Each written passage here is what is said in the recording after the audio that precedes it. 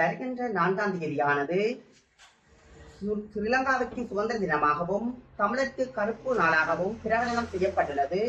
அந்த வகையில் இப்போராட்டமானது வடக்கு கிழக்கு தழுவிய ரீதியில் வடக்கில் கிளிநொச்சியை மையப்படுத்தியும் கிழக்கில் மட்டக்களப்பை மையப்படுத்தியும் பாரிய போராட்டம் ஒன்றினை முன்னெடுப்பதற்கு தீர்மானித்துள்ளோம்.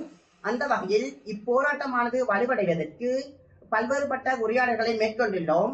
அந்த வகையில் கிளிநொச்சி, முல்லைத்தீவு, மன்னார், மட்டக்களப்பு, அம்பாறை ஆகிய மாவட்டங்களிலும் இன்று வவுனியாவிலும் கலந்துரையாடல்கள் மேற்கொள்ளப்பட்டுள்ளது.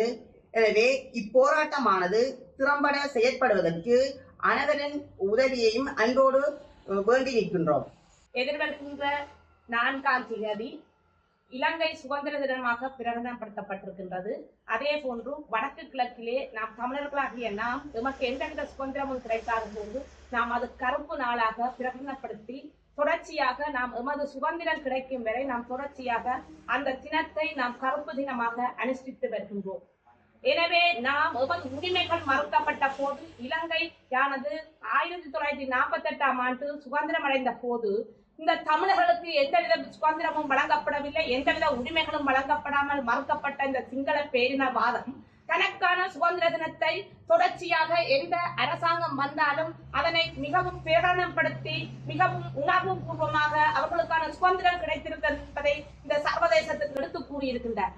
ஆனால் இன்று நாம் ஒரு தேசிய இனமாக இருக்கின்ற நாங்கள் உலகத்தில் அனைத்து நாடுகளிலும் தமிழர்கள் சொய்ந்து வாழ்கின்ற இடங்களில் கூட எமக்கான ஒரு நாடு இல்லை, எமக்கான சுதந்திரம் இல்லை, எமக்கான உரிமைகள் கிடைக்கப்படாமல் நாம் இன்று வரை ஒரு அடிமை உறவுகளாகவும் இனமாகவும் வாழ்ந்து கொண்டிருக்கின்றோம். எனவே நாம் இந்த வேளையில் கேட்டுக்கொள்வது தமிழர்களாகிய நாம் எமது உரிமைகள் எங்கு மறுக்கப்படுகின்றதோ அங்கெல்லாம் சென்று எமது உரிமைக்காக நாங்கள் குரல் கொடுக்க வேண்டிய ஒரு நிர்பந்தத்துக்கு தள்ளப்பட்டிருக்கின்றோம். எனவே எமது உரிமைகள் மறுக்கப்பட்ட போதுதான் எமது உறவுகள், எமது இளைஞர்கள், யுவதிகள் 30 வருட காலமாக ஆயுதமேந்தி போராட வேண்டிய ஒரு துப்பாக்கிய நிலைக்கு தள்ளப்பட்டிருந்தார்கள். அப்போது அந்த யுத்தமும் காட்டிக் கொடுப்பு மூலம் மௌனிக்கப்பட்டது. அதன் பின்பு இன்று வரை எமது உரிமைகளுக்காக நாம் அகிம்சை வழியில் போராடி வருகின்றோம். எடுத்துக்கொண்டால் எமது நிலங்கள் பறிபோய் கொண்டிருக்கின்றது, எமது உறவுகள் காணாமலாக்கப்பட்ட உறவுகளுக்கு இன்னும் நீதி கிடைக்கவில்லை, கண்முன்னே அரசியல் கைதிகளாக சிறைகளில் வாடிக்கொண்டிருக்கின்றவர்களுக்கு எந்தவித விடுதலையும் கிடைக்கப்பெறவில்லை. இன்று பௌத்த விகாரைகளை கட்டி தமிழ் பேசுகின்ற மக்களின் வடக்கு கிழக்கு மாகாணங்களிலே அவர்கள் சிங்கள பேரினவாத குடியேற்றங்களை செய்வதற்கு பௌத்த புத்த விகாரைகளை கட்டி எமது இடங்களை அபகரித்துக் கொண்டிருக்கின்றார்கள். இன்று எடுத்துக்கொண்டு பார்க்கின்ற போது தையட்டி விகாரையிலே சட்டவிரோதமான ஒரு தனியார் காணியிலே சட்டவிரோதமான புத்த விகாரை கட்டப்பட்டு இன்று அந்த காணியை அபகரித்துக் கொண்டிருக்கின்றார்கள். அதே போன்று பலாலி முகாமில் இருந்து தையட்டி வரை நான் சென்று பார்த்த போது அங்கு தமிழ் மக்களுடைய காணிகள் அவர்களின் கைவசப்படுத்தப்பட்டு அங்கு அவர்களின் நிலங்கள் அவர்களின் உற்பத்திகள் செய்ய முடியாமல் அவர்கள் ராணுவ கட்டுப்பாட்டு பகுதியில் வைத்து இன்றுமே அவர்கள் பாதுகாப்பு வலயமாக அதை வைத்திருக்கின்றார்கள். ராணுவத்தின் பாதுகாப்பு வலயம் அது தமிழர்களின் சொத்து. அந்த இடத்தை இன்று காலை 6 மணிக்கு அந்த வீதியை திறக்கப்பட்டால் பின்னேரம் 7 மணிக்கு பூட்டப்படுவார்கள். அதில் வாழ்கின்ற மக்கள் எந்தவித பாதுகாப்பும் இன்றி எந்த ஒரு வைத்தியசாலைக்கும் செல்ல முடியாத நிலையிலே அந்த தடுத்து வைக்கப்பட்ட கைதிகளாக இருக்கின்றார்கள். எனவே இப்படியான ஒரு நிலை இருக்கின்ற போது இந்த இலங்கையானது சுதந்திர தினத்தை பிரகடனப்படுத்தி செய்து கொண்டிருக்கின்றது. இன்று தமிழ் மக்கள் என்பது அனைத்து உரிமைகளும் மறுக்கப்பட்டிருக்கின்ற போது இந்த அரசு சொல்லிக் கொண்டிருக்கின்றது வடக்கு கிழக்கு தமிழர்கள் தனக்கு ஆதரவு அளித்திருக்கின்றார்கள் என்று. ஆனால் உண்மையிலேயே எமது தமிழ் தலைமைகள் ஒன்றை யோசிக்க வேண்டும்.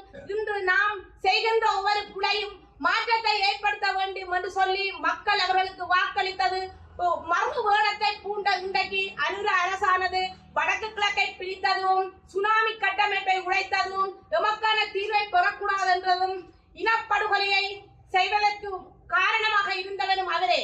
அவர் எந்த விதமான எங்களுக்கு தீர்வை பெற்றுத்தரப் போவதில்லை.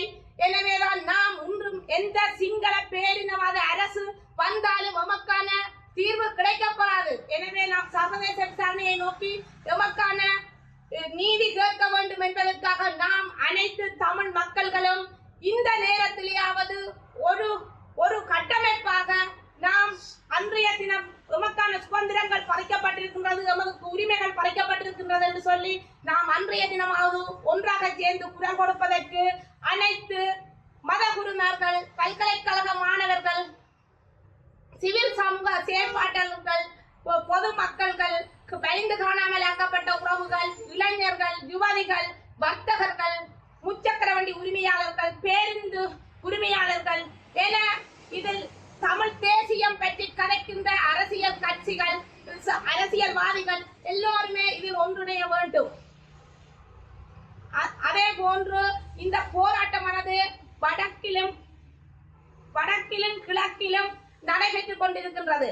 எனவே வடமாகாணத்திலே 5 மாவட்டங்களும் சேர்ந்து கிளிநொச்சி மாவட்டத்திலும், கிழக்கு மாகாணத்தில் 3 மாவட்டங்களும் பிரதிநிதித்துவப்படுத்தி மட்டக்களப்பிலும் இப்போராட்டத்தினை பல்கலைக்கழக மாணவர்களும் வலிந்து காணாமலாக்கப்பட்டவர்களோடு சேர்ந்து மத்திய அமைப்புகளும் சேர்ந்து இந்த மக்களுக்கான போராட்டமாக இதை நாங்கள் வலுப்படுத்தி இந்த போராட்டத்தை வெற்றி பெற செய்ய வேண்டும். இதனை இந்த போராட்டத்தின் ஊடாக தமிழ் மக்களுக்கான உரிமைகளை பெறுவதற்கு அனைத்து உறவுகளும் ஒன்று சேர வேண்டும், இந்த போராட்டத்தை வலுப்படுத்த வேண்டும் என்று இந்த ஊடக வாயிலாக உங்கள் அனைவரிடமும் கேட்டுக்கொள்கின்றேன். நன்றி.